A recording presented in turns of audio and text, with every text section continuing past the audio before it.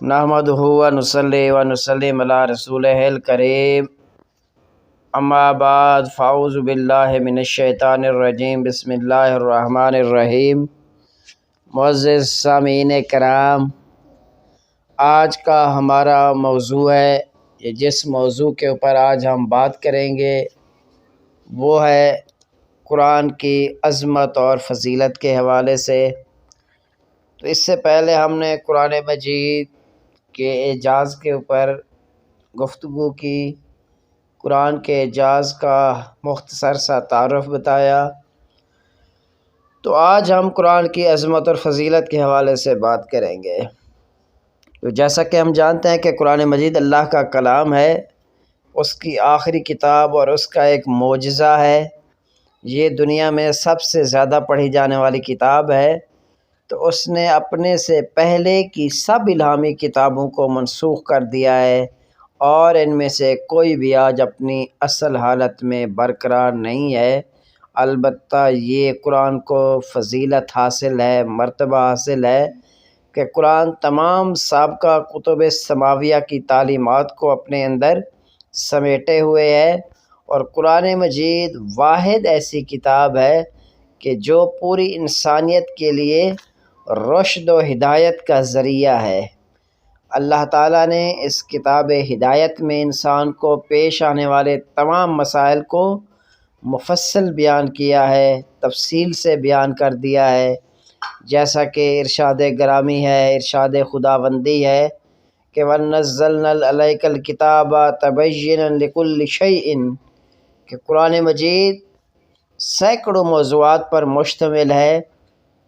مسلمانوں کی دینی زندگی کا انحصار اس مقدس کتاب سے وابستگی پر ہے، اور یہ اس وقت تک ممکن نہیں جب تک اسے پڑھا اور سمجھا نہ جائے۔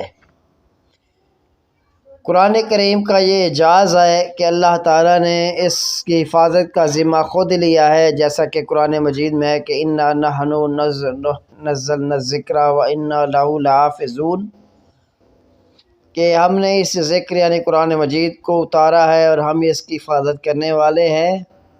تو قرآن کریم ایک ایسا معجزہ ہے کہ تمام مخلوقات مل کر بھی اس کی مثال پیش کرنے سے قاصر ہے۔ قرآن کی عظمت کا اندازہ اس امر سے بھی لگایا جا سکتا ہے کہ یہ کتاب جس سرزمین پر نازل ہوئی، اس نے وہاں کے لوگوں کو فرش خاک سے اوج ثریا تک پہنچا دیا۔ اس نے ان کو دنیا کی عظیم ترین طاقت بنا دیا۔ قرآن و حدیث میں قرآن اور حاملین قرآن کے بہت فضائل بیان کیے گئے ہیں۔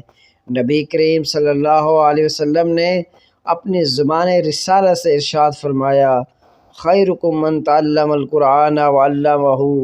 صحیح بخاری کی حدیث کے اندر یہ حدیث موجود ہے۔ ایک اور حدیث مبارکہ میں قوموں کی ترقی اور تنزلی کو بھی قرآن مجید پر عمل کرنے کے ساتھ مشروط کیا ہے۔ ارشاد نبوی ہے کہ ان اللہ یرفع بہذا الکتاب اقواما ویضع بہ آخرین۔ یہ صحیح مسلم کے حدیث کے اندر موجود ہے۔ تاریخ گواہ ہے کہ جب تک مسلمانوں نے قرآن و حدیث کو مقدس رکھا اور اس پر عمل پیرا رہے، تو وہ دنیا میں غالب اور سر بلند رہے۔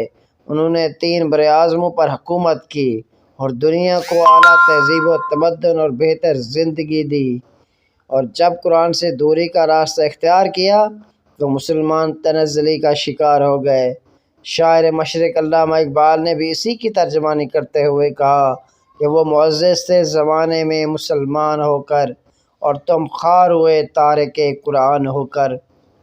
تو اسی طرح قرآن کی عظمت اور فضیلت کے پہلو کو اگر ہم دیکھیں تو یہ انتہائی مفصل کے ساتھ، تفصیل کے ساتھ قرآن کے اندر بیان ہوئے ہیں، اور بعض پہلو تو عام فہم انداز میں بھی ان کو اجاگر کیا گیا ہے، کہ یعنی جس کو عام لوگ بھی سمجھ سکتے ہیں۔ قرآن کے اگر ہم لفظی اور باب محاورہ ترجمہ کے حوالے سے دیکھیں تو اس کی بھی کیا ہے، بہت انتہائی آسان اور پڑھنے میں اور سمجھنے میں ہے۔